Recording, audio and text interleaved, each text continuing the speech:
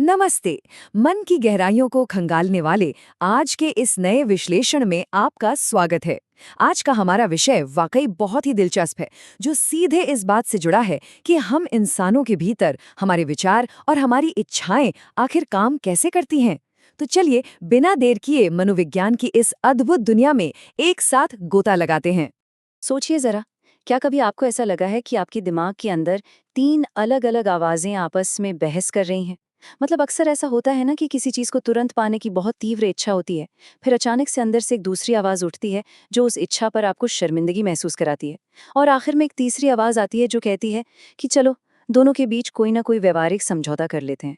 सच कहूं तो ये कोई अजीब बात नहीं है, बल्कि हर इंसान के भीतर चलने वाला एक बहुत ही आम मानसिक संघर्ष है।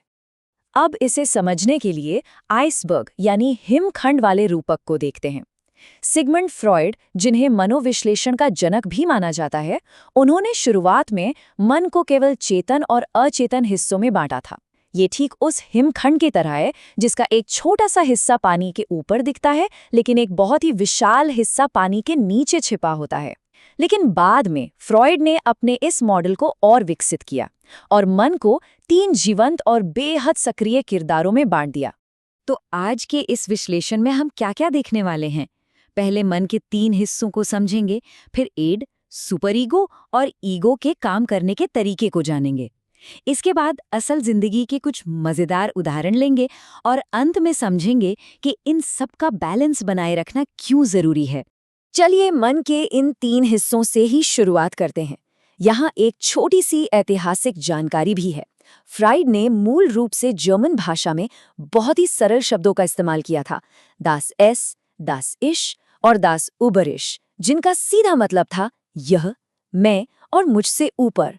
बाद में जेम्स स्ट्रैची ने जब इनका अनुवाद किया तो उन्होंने इन्हें औपचारिक लैटिन नाम दिए, जिन्हें आज हम इड, ईगो और सुपर ईगो के नाम से जानते हैं। अब बढ़ते हैं हमारे इस मानसिक मंच के सबसे पहले और सबसे पुराने किरदार की ओर, और ये किरदार है इड। इसे आप बिल्कुल एक जिद्दी और आवेगी बच्चे की तरह मान सकते हैं। एक ऐसा बच्चा जो बस रोना और चिल्लाना जानता है। मुझे ये अभी चाहिए, मतलब अभी चाहिए। ये हमारे भीतर की वो अचेतन, असंगठित और कच्ची जरूरत है जिसे किसी भी तर्क से कोई लेना देना नहीं है। इसे बस अपनी खुशी चाहिए और दर्द से छुटकारा चाहिए। क्या सही है और क्या गलत, इससे इड को कोई फर्क नहीं पड़ता। देखिए, इड के काम करने के कुछ सख्त नियम हैं। पहली बात तो ये कि ये पूरी तरह से अचेतन होता है और सिर्फ सुख सिद्धांत या प्लेजर प्रिंसिपल पर काम करता है। इसका बस एक ही मकसद है, तुरंत संतुष्टि।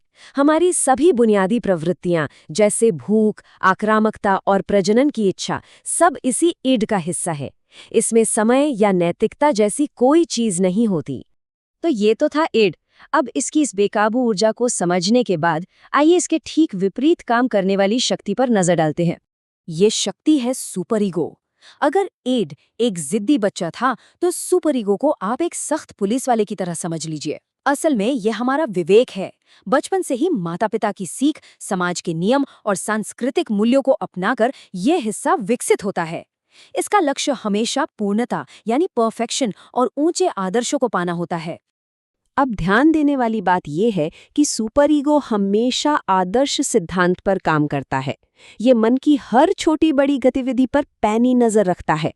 अगर कोई भी विचार इसके कड़े नियमों के खिलाफ जाता है तो ये तुरंत हमें गिल्ट और शर्मिंदगी से दंडित करता है। और हाँ, जब नियमों का अच्छे से पालन होता है तो ये हमें आत्मसम्मान और गर्व का इनाम भी देता है। अब आप ही सोचिए, एक तरफ बेलगाम इच्छाएं हैं और दूसरी तरफ सख्त नियम, तो ऐसे में इंसान काम कैसे करे? यहीं पर तीसरे किरदार की एंट्री होती है, और ये किरदार है ईगो। इसे आप एक तनावग्रस्त मध्यस्थ या मीडिएटर कह सकते हैं। दिलचस्प बात यह है कि ईगो का जन्म इड से ही होता है, लेकिन इसका काम असली दुनिया का सामना करना है। ये रियलिटी प्रिंसिपल यानी वास्तविकता सिद्धांत पर काम करता है। इसका इकलौता काम है इड की मांगों, सुपर ईगो की बंदिशों और बाहरी दुनिया की हकीकत के बीच कोई एक सुरक्षित और व्यवहारिक रास्ता निकालना। फ्रायड ने ईगो के इस चैलेंज को समझाने के लिए घुड़सवार और घोड़े का एक बहुत ही कमाल का रूपक दिया था। उन्होंने कहा कि इड वो शक्तिशाली और कच्ची ऊर्जा वाला घोड़ा है जो बस अपनी मर्जी से कहीं भी भागना चाहता है। वहीं ईगो वो घुड़सवार है जिसे उस शक्तिशाली घोड़े को अपनी समझ और तर्क से सही दिशा में ले जाना है। सवार को घोड़े की ऊर्जा को कंट्रोल करना होता है ताकि वे मंजिल तक सुरक्षित पहुंच सकें।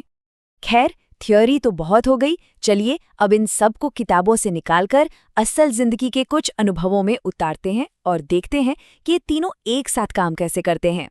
चलिए एक बहुत ही आम सिचुएशन इमेजिन करते हैं। रात के 2 बज रहे हैं।